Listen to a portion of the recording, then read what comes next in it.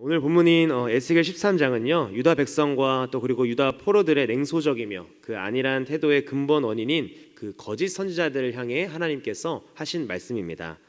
이스라엘 백성에게 거짓 평안을 약속하며 이 백성을 미혹하는 이 거짓 선지자들에게 내려진 하나님의 준엄한 심판의 메시지가 오늘 본문에 담겨 있습니다. 심판을 눈앞에 둔 상황에서 거짓 선지자들은 가짜 평안을 외치며 백성의 불안감을 잠재우려고 했습니다. 그러나 하나님은 경고와 심판을 통해서 그들의 실체를 드러내시고 또 이를 바로 잡으시는데요. 어떤 내용인지 오늘 본문 말씀을 통해서 함께 살펴보기를 원합니다. 우리 2절 말씀 다시 한번 읽어보도록 하겠습니다. 인자야, 너는 이스라엘에 예언하는 선지자들에게 경고하여 예언하되 자기 마음대로 예언하는 자에게 말하기를 너희는 여호와의 말씀을 들으라. 아멘. 하나님 에스겔에게 무엇을 예언하라고 말씀하셨습니까? 거짓 선지자들에게 이 경고의 말씀을 전하라고 말씀하셨습니다. 왜 그렇습니까? 앞장인 이 에스겔 12장에서 그 당시 이스라엘 백성들은요 스스로 이런 속담을 만들었습니다. 날이 더디고 모든 묵시가 사라지리라. 하나님께서 선지자들을 통해서 그들에게 심판의 경고 메시지를 계속 전했음에도 불구하고 안일하게 대응을 했습니다. 그런 일은 절대로 일어나지 않을 것이다 라고 하는 착각이 그들에게 있었기 때문에 이 모든 묵시가 사라지리라와 같은 이런 속담들을 그들이 만들었습니다. 이러한 태도를 가지게 된 원인 중에 하나는요 이 거짓 평강을 조장하는 이 거짓 선지자들의 거짓 묵시가 있었기 때문입니다. 그래서 하나님께서는 에스겔에게 이 경고의 메시지를 전하라고 오늘 13장에서 그렇게 말하고 있는 것입니다. 이어서 4절 말씀 함께 읽어보겠습니다. 이스라엘아, 너의 선지자들은 황무지에 있는 여우 같으니라. 아멘. 하나님은 이 거짓 선지자들에게 황무지에 있는 여우와도 같다라고 그들에게 말씀을 하셨는데요. 왜 거짓 선지자들을 황무지의 여우라고 하나님께서 표현하셨을까요? 그것은 이 폐허에는 관심이 없고 자신의 이 배고픔을 해결하기 위해 그곳에서 먹을 것만 찾는 모습이 바로 이 거짓 선지자들의 모습과 같았기 때문입니다. 또한 5절에 나오는 이 무너진 곳에 올라가지 않는다라는 표현은요 유다 백성의 실제적인 문제를 직시하지 않고 회피하고 있는 그 모습이 거짓 선지자들에게 있음을 지적하는 그런 표현이었습니다. 즉 거짓 선지자들에게 유다 백성은요 단지 먹어치울 먹이였을 뿐이었고요. 그들은 성벽을 수축하지 않음으로써 이 전쟁의 심판이 임하는 여호와의 날을 견디지 못하게 했습니다. 올바른 선지자라면 이 잘못된 길로 가는 그 유다 백성들에게 영적 또 사회적 폐역을 지적해서 회개로 인도하여 이 하나님의 심판을 대비하게 해야 하는데 그러지 않았다라는 것입니다. 오히려 그들은 어떻게 했습니까? 이어서 7절 말씀 함께 읽어보겠습니다. 너희가 말하기를 여호와의 말씀이라 하여도 내가 말한 것이 아닌즉 어찌 허탄한 묵시를 보며 거짓된 점괘를 말한 것이 아니냐. 아멘. 뭐라고 말씀하십니까? 여호와께서 말씀하셨다며 점괘를 보았지만 실상은 하나님이 이 거짓 선지자들을 보내시지도 않았고요. 그들에게 말씀하지도 않으셨습니다.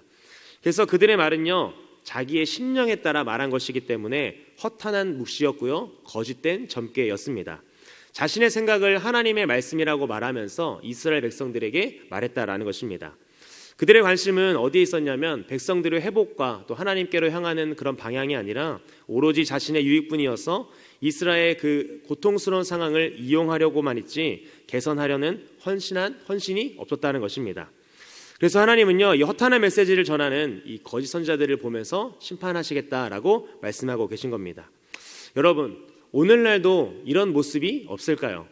오늘날 우리 주변에도 하나님의 말씀으로 포장하고 있지만 오로지 자신의 유익만을 추구하는 이 거짓 선지자들이 판을 치고 있습니다.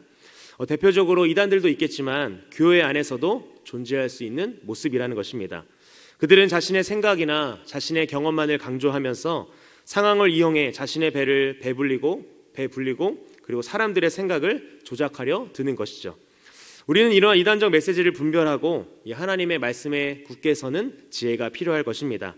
거짓 위로와 희망은요 결국 우리를 멸망으로 이끈다라는 것을 기억하고 하나님이 주시는 그 평안과 소망을 붙잡아야 하는 것입니다.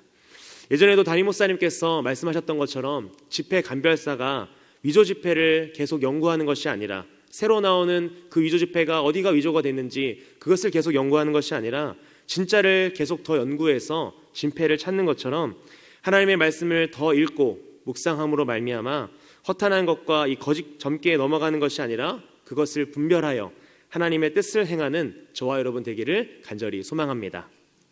이어서 우리 9절 말씀 함께 읽어보겠습니다. 그 선지자들이 허탄한 묵시를 보며 거짓 것을 점쳤으나 내 손이 그들을 쳐서 내 백성의 공회에 들어오지 못하게 하며 이스라엘의 족속의 호적에도 기록되지 못하게 하며 이스라엘 땅에도 들어가지 못하게 하리니 너희가 나를 여호와인 줄 알리라. 아멘. 하나님께서 이 거짓 선지자들을 향해 선포하신 심판이 뚜루룩 나오고 있는데요, 한 세 가지를 말씀을 하셨습니다. 첫 번째는 무엇입니까? 하나님의 백성의 공회에 있을 수 없다라는 것이고, 두 번째는 이스라엘 족속의 호적에 너희들은 기록되지 못할 것이다. 마지막 세 번째는 너희들은 이스라엘 땅에 들어가지 못할 것이다 라는 심판의 내용이었습니다. 이 세 가지를 종합하면 뭐라고 말할 수 있겠습니까? 언약 백성과 약속의 땅에서 그들을 완전히 제거하겠다라는 말씀입니다. 하나님이 이처럼 혹독한 심판을 행하시는 목적은요, 그들에게 언약의 하나님 그리고 여호와를 알리시기 위함이었습니다. 그래서 여러분, 오늘 본문을 보시면 절의 끝부분에 계속 반복돼서 나타나는 그런 문장들이 있습니다. 어떤 문장입니까? 주 여호와의 말씀이니라, 또 나를 여호와인 줄 알리라 라는 말씀이 반복되고 있습니다. 그들이 또 무엇을 잘못을 했을까요? 10절 말씀 다시 한번 보도록 하겠습니다. 이렇게 칠 것은 그들이 내 백성을 유혹하여 평강이 없으나 평강이 있다 함이라. 어떤 사람이 담을 쌓을 때에 그들이 회치를 하는도다. 아멘. 무슨 말입니까? 이 거짓 선지자들의 예언이 가짜 평강이라는 것입니다. 그들은 평강이 없는데도 우리가 이제 곧 평안할 것이다 라는 그 메시지를 외쳤고요, 거짓 위에 회를 칠하듯 위장을 했다라는 것입니다. 겉으로 보기에는 그럴듯해 보이지만 이 부실한 기초 위에 세워진 담은 결국 무너지는 것처럼 그들의 행위가 그렇다라는 것입니다. 담을 쌓을 때 어떤 문제가 보였음에도 불구하고 그들은 그것을 고치지 않고 회를 칠하면서 그것을 가리는 모습이었다라는 것입니다.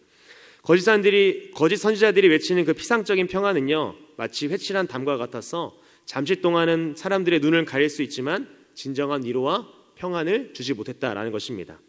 환난과 고난의 폭풍과 몰아치면 그 거짓 평안은 속절없이 무너지고 또 그 안에 의지했던 사람들까지 함께 파멸되는 것입니다. 결국 거짓 평강으로 이 백성의 삶을 조작했던 이 선지자들은 망하고 만다라는 것입니다. 이것은 우리에게도 메시지를 던져주고 있습니다. 어떤 메시지를 우리에게 던져주고 있을까요? 겉으로만 번지르르한 포장이나 일시적인 그 감정에 의존할 것이 아니라 견고한 진리의 말씀 위에 믿음을 세워가야 한다라는 것입니다. 성경을 보시면 이스라엘의 암흑기 때마다 무엇이 넘쳐났습니까? 바로 거짓 희망의 메시지가 넘쳐났습니다. 하나님의 곧 심판을 앞두고 있음에도 불구하고 거짓 선지자들은 이렇게 말했습니다. 예루살렘 성은 절대로 망하지 않을 것이다. 그리고 너희들은 바벨론으로 가면 안 된다. 애굽으로 가야 한다. 하나님이 택한 선민은 절대 망하지 않는다라는 이런 거짓 평안을 그들은 외쳤습니다. 오늘의 말씀이 긍정이나 이 낙관 자체를 부정하는 것은 아닙니다. 그렇지만 하나님의 경고를 무시하고 이 자기 생각을 고집하는 태도가 죄악이라는 것을 오늘 본문은 우리에게 말해주고 있습니다. 노아 홍수 때에도 사람들은 어떻게 했습니까? 노아를 통해서 하나님은 계속해서 120년이나 심판의 메시지를 정했습니다. 하나님께서 물로 세상을 심판할 것이다. 그렇지만 사람들은 먹고 마시며 장가들고 시집가며 홍수로 다 쓸어버림을 당할 때까지 그 심판을 깨닫지 못하고 결국 방주에 오르지 못했습니다. 주님이 강림하신다는 약속을 무시하고 조롱하는 세력은요, 말세가 가까워질수록 더욱 많아질 것입니다. 오늘날 이 한국 땅에도 자신을 예수로 하고는 사람들이 30명이 이상이 넘는다라고 합니다. 이렇듯 거짓 예수가 많이 등장할 것입니다. 그러니 가짜 평강을 조장하는 악한 마음을 버리기를 바랍니다. 내가 듣고 싶은 말만 듣기를 바라지 마시기 바랍니다. 하나님의 말씀하실 때 주님의 말씀으로 받아들이고 주님의 경고에 귀 기울이는 저 여러분 되기를 간절히 소망합니다. 하나님의 말씀이 우리 안에 들어올 때 우리는 경고의 귀를 기울일 수 있고 또 분별할 수 있으며 가짜 평강이 아닌 진짜 평강을 경험하게 될 줄 믿습니다. 참된 평강은 하나님과 바른 관계에서 온다라는 사실을 기억하며 하나님과 말씀을 통해 더욱 가까워지는 저 여러분 되기를 간절히 소망합니다. 말씀을 맺겠습니다. 오늘 본문은 자신의 생각이나 감정에 따라 이 하나님의 말씀을 왜곡하고 거짓 평안을 외치는 거짓 선지자들은 결국 하나님의 심판을 받으며 멸망당할 것임을 우리에게 말하고 있습니다. 우리는 이런 거짓 가르침을 분별하고 멀리하며 오직 진리 위에 굳게 서야 합니다. 진정한 소망과 평강은요, 오직 하나님께로부터 온다라는 것을 기억하고 깨어 기도하며 하나님의 뜻을 분별하는 지혜를 구하는 저 여러분 되기를 바랍니다.